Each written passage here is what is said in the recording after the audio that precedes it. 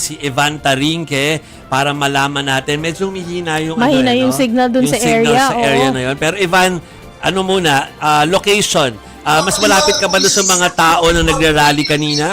Or nandyan ka malapit sa entrance ng Senado? Yes, Jovi, no? Nandito tayo sa may labas ng Senate kung saan sa harapan natin nandoon yung entrance kung saan nga kanina pumapasok labas yung ilang mga government officials gaya nga ni DILG Secretary John Vic Rimulya at ng PNP Chief na si Nartates. No? Kanina nakausap natin si Rimulya nung pagdating niya. No? And ayon sa kanya, no, dumating siya dito para hindi hulihin daw si Senator Bato kung hindi para naman i-secure yung area. Pero so far sa ngayon, Chiki Joe, hindi na makikita nyo sa akin likuran. No?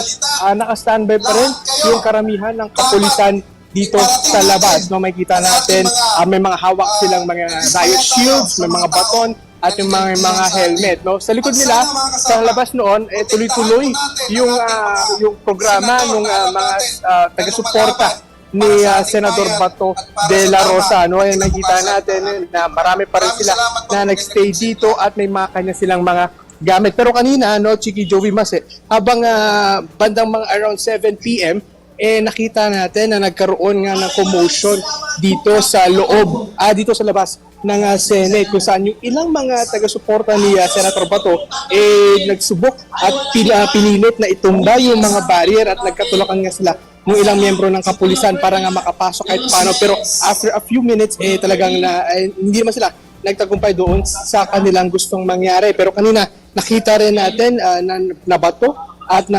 nasabuyan ng tubig yung sasakyan ni dating Senate President Tito Soto nung lumabas siya noong Senado, no, na detain din naman ang kapulisan yung nambato, pero pinalaya rin naman siya kanina. Chiki Jovi. Oo.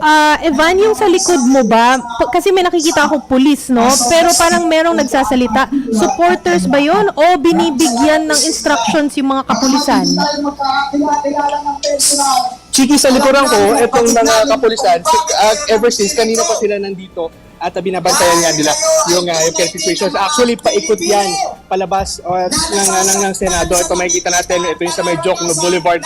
Makikita natin may mga kapulisan din na naka-standby dito. Itong mga nagsasalita sa likuran, ito yung mga taga-suporta ni Senator Bato de la Rosa. Pero kanina actually nandun sila sa kabilang side. No? Itong side kasi na ito kanina, ito yung side ng mga nag-aantay or yung nagpo-force ng impeachment with VP Sara and yun nga, gusto nga ipahuli si Senator Bato de la Rosa. No? Pero fortunately kanina, hindi naman sila nagkagirian at hindi nagkaabutan yung dalawang panig. Pero ngayon makikita natin yung natitira dito yung mga taga-suporta ni Senator Bato de la Rosa. Chiki. Okay, mabuti at peaceful naman sa puntong ito. Maraming salamat, Ivan Tarinque. Ingat ka dyan.